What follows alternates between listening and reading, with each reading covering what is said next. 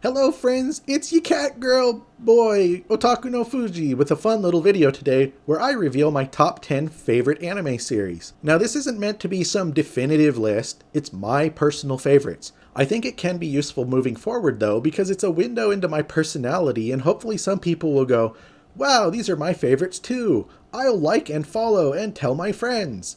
Or maybe you won't agree with any of it, which is a good sign we probably aren't compatible and you should bail out and not ever watch my stuff again. Don't worry, I don't mind. You're probably an a-hole. So what is my authority on the subject of anime and why should you care what I think? Well, I've watched hundreds and hundreds of different series, which adds up to tens of thousands of episodes over the last 12 years or so that I've been obsessed with anime. And I've watched most of them more than once too. So yeah, anime is kind of a big part of my life, and I'm passionate about it. With that said, I already know my tastes aren't exactly mainstream. I don't like shonen and other shows that drag on for hundreds of episodes. I love fan service, and I freaking hate JoJo. God, I hate JoJo. I'm also going to watch dubs over subs 99% of the time when they're an option. This is all in fun, so don't get upset about any of it, okay? I'm not putting these shows in any particular order, it's just my top 10 favorites. First up is the Hitamari Sketch series. I freaking love Hitamari Sketch. It's a kind of mindless, cute girls doing cute things slice of life, but it's so funny and charming and awesome. I like that it's about artists going to art school, but then the show itself is also very artistic, and pretty much every episode has some different visual style or gimmick to make it stand out. It's an artsy show about artists, which is awesome. It isn't just about art, it's also about the daily lives of the girls living in an apartment complex across from the school they attend. They're all best friends and eat awesome food together every day, and everything about it is a joy. Plus, it has wide face. Embrace the wide face. Love the wide face. Hitamari Sketch is like comfort food. I'm always in the mood for Hitamari Sketch. Gurren Lagann is one of the greatest anime of all time. It is such a great blend of action and comedy and fan service, and the scale that it just keeps ramping up to is absolutely ridiculous. They throw freaking galaxies at each other by the end. It's nuts. The robot designs are iconic and awesome, and it's so damn quotable too.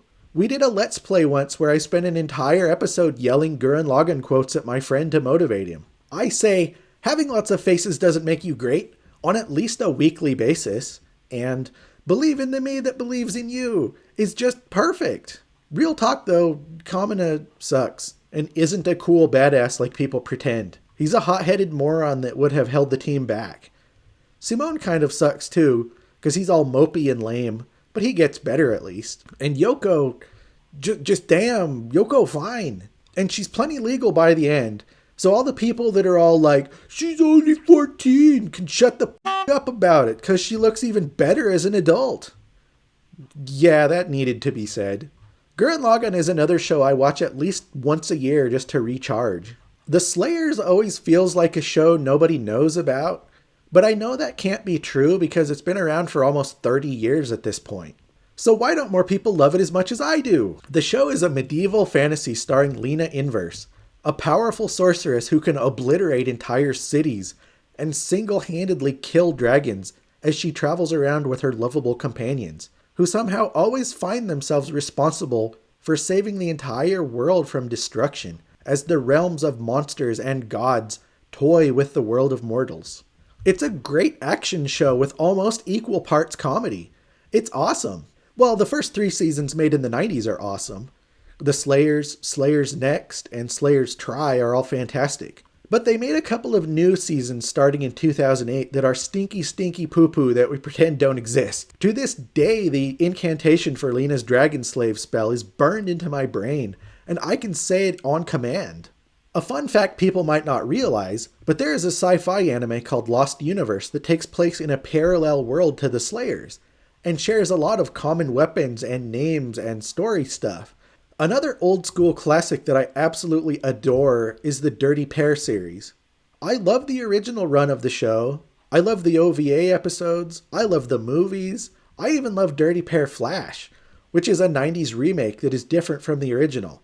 Not nearly as good, but still fun in its own way. The show is a sci-fi action comedy featuring Kei and Yuri, two 19-year-old trouble consultants who work for the 3WA, which is a sort of interplanetary police agency. Kei and Yuri are actually quite good at their work and always get the job done, but their methods usually result in large-scale collateral damage, which has earned them the nickname the Dirty Pair, though their actual code name is the Lovely Angels. The show is just classic 80s anime sci-fi, so it looks amazing and the stories are fantastic. It's a little fanservice-y, as Kei and Yuri are attractive and their outfits are pretty skimpy, but I don't consider it to be too bad at all. It's an action sci-fi comedy show first and foremost. Like I said, I love pretty much everything about the Dirty Pair franchise. So much so that I named my cat Moogie after the awesome cat bear thing from the show. Here's a picture of Moogie. Isn't he cute? The most recent show on my list is Miss Kobayashi's Dragon Maid. It's just so charming and easy to watch that I totally fell in love with everything about it. It's funny. It's a little sexy, or a lot sexy whenever Lukoa is around. The art is great and the characters are all amazing. It's another one of those comfort food type shows that I can just watch at any time and go to my happy place. The second season is also good, and I find new dragon Ilulu to be just right on the cut line between sexy and gross, so it's all good. It's a show that I've watched with subs and dubs depending on whatever streaming service I had at the time, and they're both fine. I do want to say that the hubbub by some mouth-breathing neckbeards online about certain translations in the English version is way overblown. I don't want to be too combative about it, but y'all are dumbass fools that I will never agree with on this. And you can GTFO if that bothers you. Azumanga Daioh is a show that I watched right when I was first getting back into anime. It's a slice of life about girls going to high school. That's it. That's the show. But it is so cute and funny and charming and awesome in just about every way. Except Chiyo-chan. I freaking hate Chiyo-chan. But everyone else more than makes up for her. Miss Sakaki in particular is amazing. And when she finally gets a cat, it's an amazing moment that always makes me tear up. The rest of the cast are charming in their own ways too. And watching them live out their everyday school lives from the first day of high school through graduation is a joy. It's just such a fun and easygoing show that I'll never get tired of it.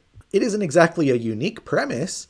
There are loads of cute girl high school slice of life shows, but it's arguably the best.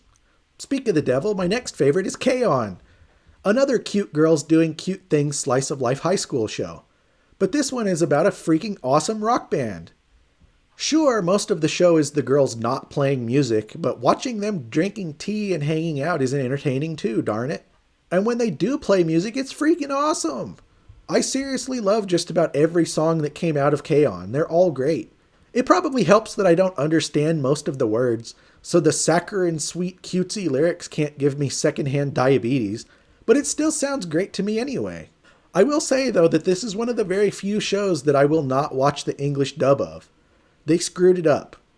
Not necessarily the casting, but the direction. In English, the girls all sound the same and have no personality, and they're all too quiet and cute sounding. In Japanese, Yui and Ritsu are loud and harsh sounding, and the others are more distinct instead of all sounding the same. I will admit though that I probably only think this because I watched the Japanese version a whole bunch before I ever heard the dub, so I'm biased because it's what I heard first. Which is what I honestly think most subs versus dubs preferences actually come down to.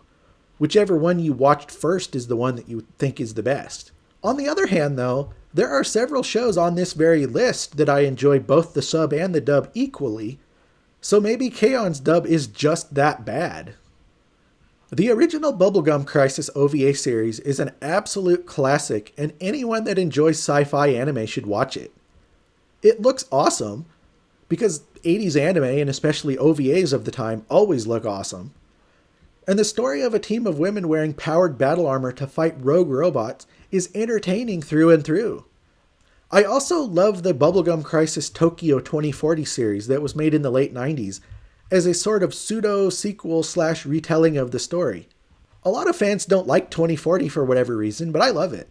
It's a cleaner, more fleshed out, better overall show.